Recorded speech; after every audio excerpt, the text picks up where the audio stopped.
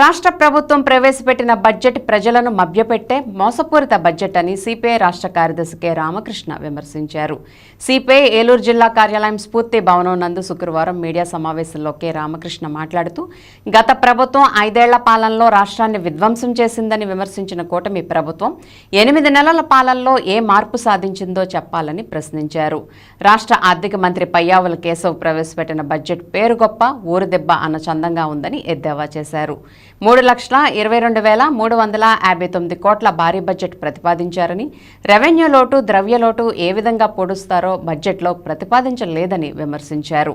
ఈ లోటును ఆస్తులు విక్రయించడం ద్వారా లేదా అప్పుల ద్వారా పొడుస్తారా, ప్రజలపై భారాలు వేస్తారా అనేది స్పష్టత లేదని ధ్వజమెత్తారు. పోసాని అరెస్ట్ ఉదంతంపై వ్యాఖ్యానిస్తూ అన్ని పార్టీల నాయకులు అసభ్య పదజాలాలను వాడే నాయకులు నియంత్రించాలని, అసభ్యకరమైన పదజాలం ఎవరు వాడినా అభ్యంతరకరమని, భవిష్యత్తులో ఇటువంటి ఘటనలు పునరావృతం కాకుండా పార్టీలు నాయకులు నియంత్రించాలని చెప్పారు. ఈ మీడియా సమావేశంలో సిపిఐ రాష్ట్ర కార్యదర్శి వర్గ సభ్యులు డేగా ప్రభాకర్, ఏలూరు జిల్లా కార్యదర్శి మన్నవ కృష్ణ చైతన్య, జిల్లా కార్యవర్గ సభ్యులు ఉప్పులూరి హేమశంకర్, బండి Venkateswararao, Maisakshi Venkatachari, Karam Darayya, Kancharla Guravaiah, JV Ramanaraju, Kondeti Baby, CPI రాష్ట్ర సమితి సభ్యులు ఎండి మున్నీర్ తదితరులు పాల్గొన్నారు. మరి ఇంత పెద్ద ఎత్తున ఆదాయం మీకు ఉందే అంటే లేదని కూడా వారే చెప్తా ఉన్నారు. అందులో 33,185 కోట్ల రూపాయల రెవెన్యూ లోటు ఉందంటే 79,926 కోట్లు ద్రవ్య లోటు ఉందని చెప్పి మంత్రి గారే ప్రస్తావిస్తూ ఉన్నారు. దీన్ని బట్టి అర్థమవుతూ ఉంది.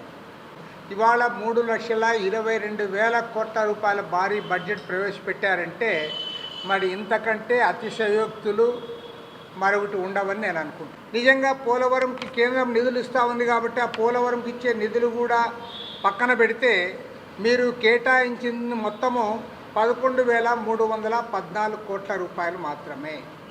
కాబట్టి ఏమంటే వెనుకబడిన ప్రాంతాలు, అటు రాయలసీమ ప్రాంతం, వెలుగొండ ప్రాజెక్టు, తర్వాత ఉత్తరాంధ్ర ప్రాజెక్టులు, ఈ ప్రాజెక్టులు కంప్లీట్ చేయాలంటే ఇప్పటికే 3-4 దశాబ్దాలు గడిచిపోయినాయి. స్వాతంత్రం వచ్చినప్పటి నుంచి కూడా వాటి గురించే మాట్లాడుతూ ఉన్నాం. ఈ ప్రాజెక్టులు ప్రారంభించి కూడా 4 దశాబ్దాలు అవుతూ ఉంది. 1989లో ఎన్టీ రామారావు గారు అనౌన్స్ చేసిన ప్రాజెక్టులు ఇవి. 1995-96లో చంద్రబాబు నాయుడు గారు శంకుస్థాపన చేశారు. ఆ ప్రాజెక్టులు మీరు నిధులు ఈ రకంగా ఇస్తూ పోతే మరో 4 దశాబ్దాలు పట్టినా ఇవి మాత్రం కంప్లీట్ కావు. అదేవిధంగా మొన్న ఎన్నికల్లో యూత్ పెద్ద ఎత్తున యువకులందరూ కూడా మీకు అండగా నిలబడ్డారు, ఓట్లు వేశారు. వాళ్ళకి మీరు ఇచ్చిన ఏకైక వాగ్దానం ఏమి? నిరుద్యోగ భృతి ఇస్తామన్నారు. ఓన్లీ ఏకైక వాగ్దానం వాళ్ళకి నిరుద్యోగ భృతే. ఆ నిరుద్యోగ భృతి గురించి మాట్లాడలే. అదేవిధంగా మహిళలకు ఉచిత బస్సు గురించి మాట్లాడలే. బీసీలకు 50 ఏళ్ళు నిడిస్తే పెన్షన్ అన్నారు, దాని గురించి చెప్పలే. తర్వాత ప్రతి నెల మహిళలకు 1,500 అన్నారు, దాని గురించి మీరేం మాట్లాడలే. తర్వాత ఆటో ట్యాక్సీ డ్రైవర్లు, లారీ డ్రైవర్లు, లాయర్లు, అదేవిధంగా కాపు సంక్షేమానికి చదువు సంధ్య లేని వాళ్ళు, సంస్కారం లేని వాళ్ళు ఆ రకంగా మాట్లాడితే ఏమైనా దాన్ని కూడా మీరు పెద్దగా పట్టించుకుంటారని అనొచ్చు.